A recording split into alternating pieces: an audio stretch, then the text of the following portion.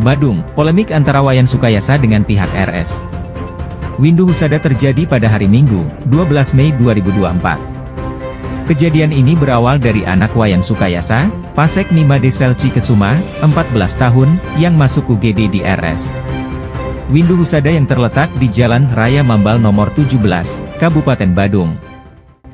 Malam tanggal 10 kita ke rumah sakit, periksa, dan disuruh pulang dianggap tidak apa-apa. Akhirnya hari Minggu tanggal 12 itu kami pagi anak kami antar karena panasnya sangat tinggi. Nah, sehingga sampai di rumah sakit kita menggunakan BPJS karena itulah program pemerintah.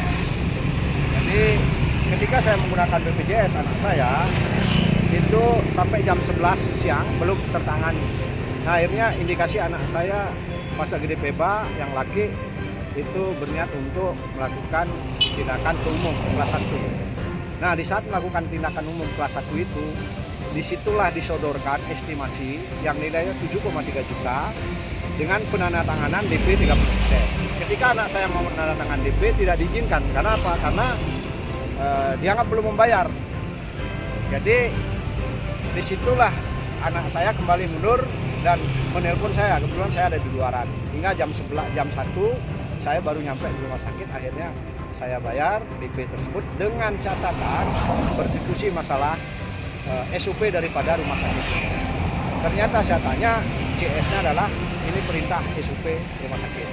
Jika saya bayar, ketika saya bayar diminta lagi untuk menemui dokter jaga di UGD. Nah, akhirnya saya berdiskusi dengan dokter UGD menyatakan bahwa pengalamannya, dokter berpengalaman itu menyampaikan pengalamannya bahwa ketika dia menangani belum tanda tangan DP terus masang infus, ketika bapak keluar nanti di rumah sakit pembatalan, kami harus mencabut lagi infus. Itulah bahasa yang kami terima dari dokter jaga saat itu. Nah, setelah itu kami menghubungi pihak rumah sakit untuk melakukan komunikasi. Nah, karena anak saya sudah dirawat di kelas 1, jadi saya menunggu waktu biar keluar dan sembuh. Nah, dalam waktu sembuh itu dia juga meminta saya naik. Kebetulan ada rekan kita media, kita ajak berkomunikasi untuk mengklarifikasi daripada kejadian ini. Ternyata hanya selo-selo saja.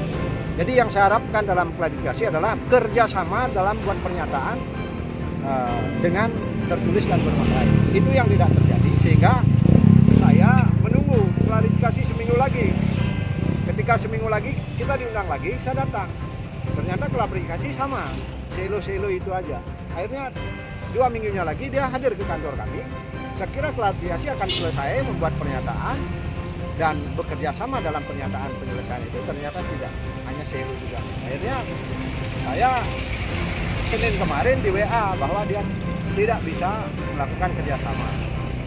Nah, untuk itu saya mengundang para media untuk jumpa pers hari ini, dan saya sudah sampaikan hari ini kepada humasnya dengan WA saya akan jumpa pers, tapi dia kira jumpa persnya untuk dia.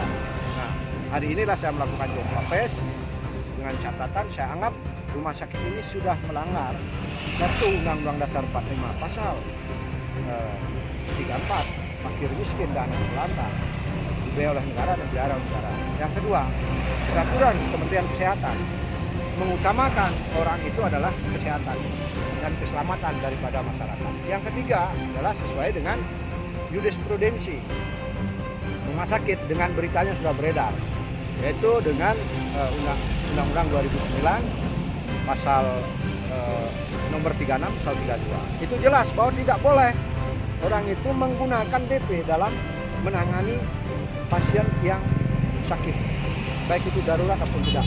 Itu aturannya. Untuk itu saya berharap dari pihak Dinas Kesehatan Badung, pihak PUPR, masalah perizinannya kok sampai bisa rumah sakit ini seperti ini. Yang kedua, saya sudah berdiskusi dengan Komisi 3 masalah hal-hal seperti ini dan diminta untuk melanjutkan agar hal seperti ini bisa menjadi didikan untuk warga dan masyarakat di Badung pada umumnya. Sehingga kami nanti akan mendatangi Dinas Kesehatan, menyurati Kementerian Kesehatan serta PUPR dalam hal ini perizinan, dan juga kami akan diskusi dengan tim-tim hukum kami dalam hal melakukan diskusi kembali, dan apakah ada para oknum-oknum yang bertengger di rumah sakit ini sehingga kami sebagai masyarakat seakan-akan kami ditelantarkan dan kami tafsirkan adalah penolakan dengan menggunakan uang muka atau tanda jadi. Itu penafsiran kami yang kami duga, dan saya berharap agar hal seperti ini dengan adanya klarifikasi yang berturut-turut dan berminggu-minggu, saya juga bisa menilai diduga dengan ada perintangan orang melakukan menyampaikan aspirasi lewat media. Jadi seperti itu. Semua dan terima kasih. Jadi dalam klarifikasi itu, apakah pihak rumah sakit ada mengatakan bahwa memang mengakui kesalahan dari SDM-nya? Dia tidak pernah mengatakan bahwa dari pihak atasan admin atau anak buahnya di bawah untuk menyampaikan tanda jadi. Tetapi CS yang di depan menyampaikan ini adalah perintah dari atasan. Dan permintaan maaf dia lakukan hanya lisan dan selo. Apakah itu yang patut kita terima? Kami tidak, kami menginginkan permintaan maaf kerjasama secara surat pernyataan. Hanya itu sebenarnya yang kami inginkan. Jika bisa dibutuhkan kerjasama masalah pendidikan hukum, kami siap. Karena kami akan mendidik. Jika hal-hal itu dilakukan, kami akan siap bekerja sama. Apakah sudah ditindaklanjuti ke pihak yang lain, yang ketiga ke para belum, kami belum melakukan apapun karena baru kali ini kami melakukan jumpa pers karena kami masih menghormati karena klarifikasi yang sudah sampai 21 hari belum juga menemukan hasil karena hanya perminta maaf secara lisan. Kami tidak butuh itu, kami hanya butuh minta maaf, kerjasama minta maaf secara tertulis. Jadi itu tidak terjadi, makanya kami lakukan ini jumpa pers karena kami merasa terpanggil untuk ini, untuk pendampingan masyarakat Badung dan juga masyarakat Bali ke depan. Perwakilan dari rumah sakit yang juga di kepala bidang umum ya, yang kepala humas dalam hal ini menyampaikan memang yang pihak yang mengadukan ya, itu istilahnya yang ke media yang sudah menghubungi teman-teman itu memang sempat anaknya rawat inap di sini ya, sempat rawat inap di sini dan sempat komplain tentang pelayanan kami ya, sempat komplain tentang pelayanan kami ya, selayaknya di pelayanan jasa kita juga punya prosedur menangani komplain.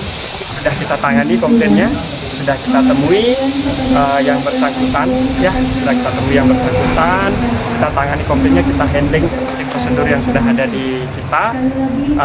Namun untuk hal selanjutnya kami kurang tahu apakah kan namanya di sini kalau kita berbicara pelayanan ada kepuasan seperti ini kayak ada kepuasan. Nah jadi kalau memang belum puas ya nanti kita jelaskan lagi terkait dengan apa sih yang menjadi yang ketidakpuasan tersebut.